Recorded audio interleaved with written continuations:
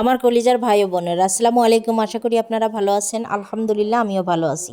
আজকে কোনো রান্নার ভিডিও না, আজকে চলে আসছি আমাদের এখানে গড়াই নদীতে ঘুরতে চলে আসছি। তো এই নদীটার নাম তো গড়াই নদী, নাম বললাম। তো এখানে আমি নৌকাতে ওরকম চড়ি নাই কখনো, তো এটাই ফার্স্ট টাইম ধরলেই চলে। তারপরে চলে আসলাম ইট ভাটায়। আমি কখনোই ইট বানানো দেখি নাই। আর এই ইট ভাটাটা সাথে আমার হাজব্যান্ড শেয়ার আছে। তো এখানে আমি আসলাম। তো এখানে হচ্ছে এই যে কাদাগুলা, এটা হচ্ছে কি মেশিনে প্রসেসিং করা আছে। তো হচ্ছে আমি জিজ্ঞেস করলাম ভদ্রলোকের যে এইগুলো কিভাবে করে, তা বললো মেশিনে করে। তো তারপরে হচ্ছে চলে আসলাম যে এখানে মহিলা মানুষই ইট বানায়।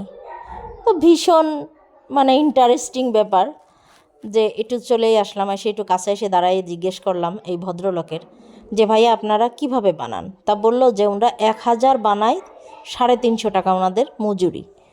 তো আমি বললাম যে কত পিস বানাতে পারেন। তা বলল যে 2500, 2000 এরকম করে বানায়।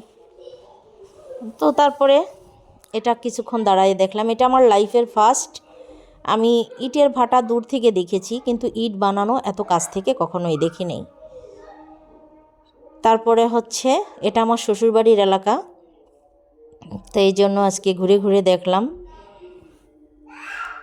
অনেকক্ষণ দাঁড়াই দেখলাম, ভালো লাগলো যে দুটো মহিলা এখানে কাজ করে, আরও মহিলারা আছে।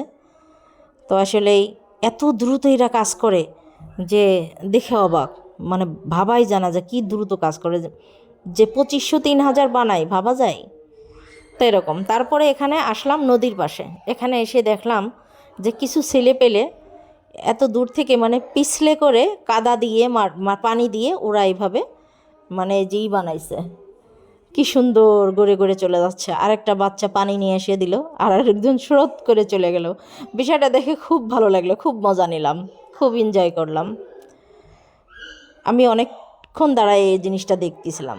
এই নদীটার নাম আবারও বলছি গড়াই নদী। তো তারপর আমার মেয়েকে জিজ্ঞেস করলাম যে তোমার কেমন লাগতেছে।